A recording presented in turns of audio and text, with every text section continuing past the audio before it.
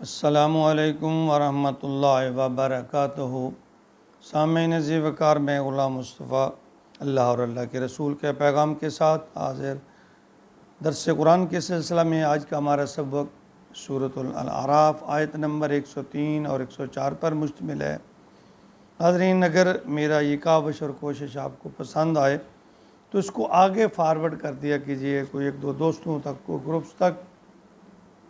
اللہ تعالیٰ ہمیں دین کو سمجھنے اور اس پر عمل کی توفیق عطا فرمائے، اور ہماری امت پر بحیثیت نبی اکرم صلی اللہ علیہ وسلم امتی ہونے کے جو ذمہ داری ہے امر بالمعروف اور نہی عن المنکر، اس میں بھی اپنا حصہ ڈالیے۔ اللہ تعالیٰ ہمیں عمل کی توفیق عطا فرمائے۔ تو آج کا ہمارا سبق سورۃ الاعراف آیت نمبر 103 اور 104 پر مشتمل ہے۔ اعوذ باللہ من الشیطان الرجیم، بسم اللہ الرحمن الرحیم۔ ثم بعثنا من بعدهم موسى بآیاتنا إلى فرعون وملئه فظلموا بها فانظر كيف كان عاقبة المفسدين وقال موسى يا فرعون إني رسول من رب العالمین۔ سورۃ الاعراف کی آیت نمبر 59 سے لے کر تاحال تقریباً 5 انبیاء کا ذکر ہو چکا۔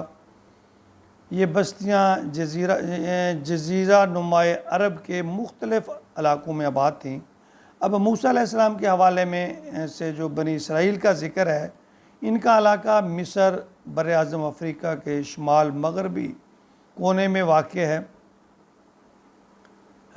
مصر میں اس وقت فرعون کی جمع ہے، یہ کی حکومت تھی۔ فرعون مصر کے حکمرانوں کا اصلی نام نہیں ہے، بلکہ یہ سرکاری عہدہ یا لقب ہے۔ جس طرح حبشہ کا بادشاہ نجاشی، روم کا حکمران قیصر اور ایران کا کسریٰ کہلاتا ہے، اسی طرح مصر کے بادشاہ کا سرکاری جو منصب ہے وہ فرعون کہلاتا۔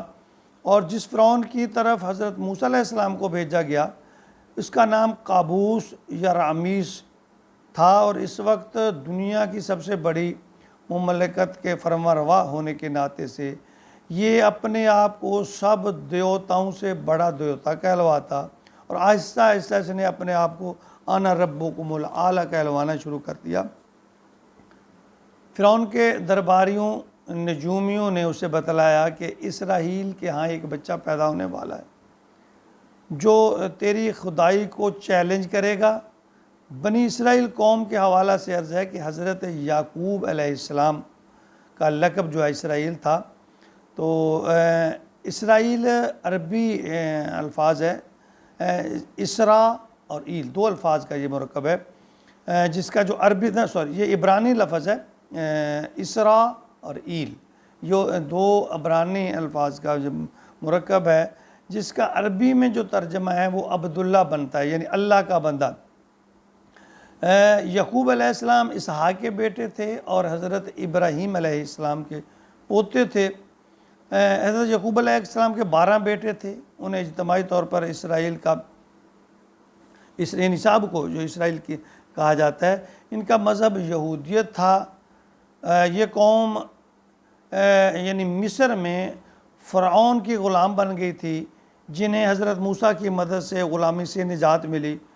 فرعون کے اپنے حکومت اور خدائی چھن جانے کے ڈر سے اسرائیل قوم، جس کو اس نے اپنا غلام بنا رکھا تھا، اس کے نومولود بچوں کو قتل کرنا شروع کر دیا ہے۔ جب موسیٰ کی ولادت ہوئی تو ان کی ماں نے اپنے لخت جگر کو قتل ہونے کے ڈر سے ایک صندوق میں بند کر کے دریائے نیل کے سپرد کر دیا، اور کہا جاتا ہے جس کا اللہ تعالیٰ کی طرف سے انہیں القاء ہوا تھا۔ اللہ کی قدرت کہ آل فرعون نے اسے اٹھا لیا اس صندوق کو، تو ان کے ہاں اولاد نہ تھی۔ فیصلہ ہوا کہ انہیں اپنے بیٹا بنا لیا جائے۔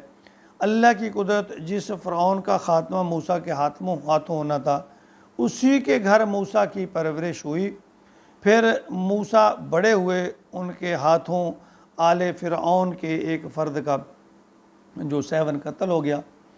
تو ڈر کے سبب موسیٰ مصر سے مدین کی طرف ہجرت کر گئے۔ پھر شعیب علیہ السلام کے ہاں 8-10 سال گزارے، ان کی بیٹی سے شادی ہوئی، واپسی پر مدین سے مصر کی طرف آتے ہوئے انہیں نبوت ملی، اللہ نے انہیں 2 معجزات لاٹھی اور ید بیضا عطا فرمائے اور فرعون کی طرف بھیجا کہ یہاں موسیٰ کا فرعون کو پہلا خطاب ہے۔ یہ مختصر سا میں نے اس کا احوال بیان کیا کہ اس کا بیک گراؤنڈ تھوڑا سا پتہ ہو تو پھر آدمی کو آگے بات سمجھ آتی ہے۔ تو فرمایا موسیٰ نے جا کر ثم بعثنا من بعد موسیٰ، پھر ہم نے ان کے بعد موسیٰ کو بھیجا بآیاتنا، اپنی نشانیاں دے کر۔ اللہ فرماتے ہیں کہ میں نے موسیٰ علیہ السلام کو اپنی نشانیاں دے کر بھیجا الی فرعون کی طرف و ملئہ اور اس کے سرداروں کی طرف، فظلموا بها، تو انہوں نے ظلم کیا یعنی انکار کیا،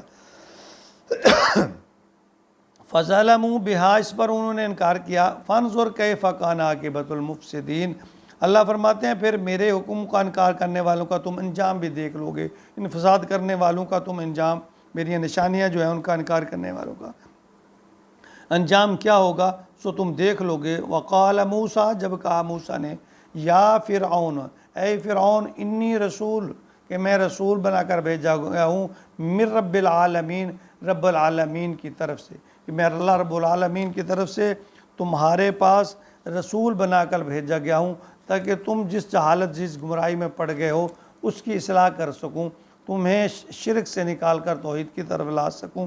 یہاں حضرت موسیٰ علیہ السلام کا ذکر شروع ہوتا ہے، پھر آگے فرعون اس کا واقعہ اگلی آیت میں آئے گا۔ اللہ تعالیٰ میں یہ ہمارے لیے سب سبق ہے، قرآن مقدس ہمارے لیے ایک ایک نقطہ، ایک ایک لفظ، ایک ایک حرف ہمارے لیے سبق ہے، اس کو سمجھنا بھی ہمارے لیے ضروری ہے۔ اللہ تعالیٰ ہمیں قرآن کو سمجھنے اور اس پر عمل کی توفیق عطا فرمائے، آمین۔